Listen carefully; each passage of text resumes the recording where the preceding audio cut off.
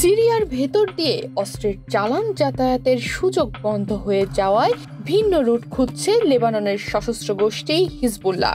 সংগঠনটির প্রধান শেখ নাইম কাশেম নিজেই এমন তথ্য জানিয়েছেন। বার্তা সংস্থা রয়টার্সের তথ্য অনুযায়ী বাশার আল আসাদের পতনের পর সিরিয়া বিষয়ে এটাই হিজবুল্লাহ প্রধানের প্রথম বক্তব্য।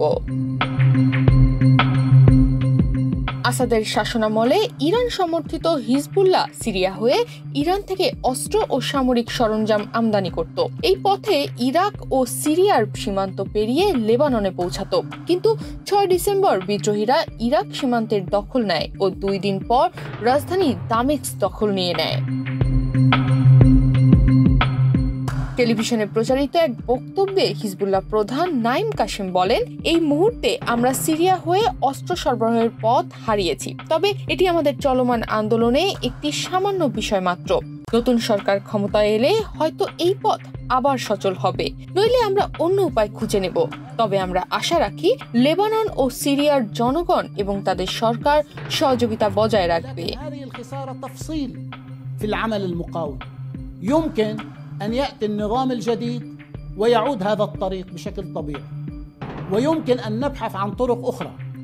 المقاومة مرنة لا تقف عند حد معين، المهم استمرارية المقاومة، أما الأساليب والطرق هذه يمكن أن تتغير وتتبدل، وعلى المقاومة أن تتكيف مع الظروف لتقوية قدراتها. المهم أن تبقى مستمرة وتعمل على معالجة متطلباتها بطرق مختلفة. نحن لا نعتقد أن ما يجري في سوريا سيؤثر على لبنان. লেবাননের দক্ষিণ সীমান্তে প্রায় ১ বছর ধরে ইসরায়েলের সঙ্গে হিজবুল্লাহর সংঘাত চলেছে। গাজা যুদ্ধের প্রেক্ষাপটেই এই সংঘাত শুরু হয়।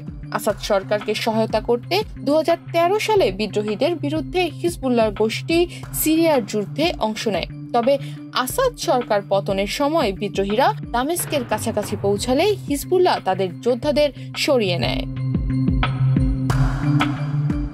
চলতি বছরের সেপ্টেম্বর মাসে ইসরায়েল বড় আকারের অভিযান চালিয়ে হিজবুল্লাহর শীর্ষ নেতৃত্ব ও হাজারের বেশি যোদ্ধাকে হত্যা করে। পাশাপাশি লেবাননের কয়েক হাজার সাধারণ মানুষও এই সংঘাতে নিহত হয়। ইসরায়েল লেবাননের বিভিন্ন অঞ্চলে ব্যাপক ধ্বংসযজ্ঞ চালায়। শেষ পর্যন্ত নভেম্বরের শেষ দিকে যুক্তরাষ্ট্রের মধ্যস্থতায়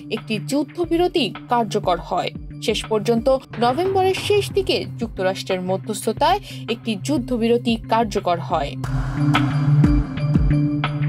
তনিমা রহমান, বাংলাদেশ প্রতিদিন।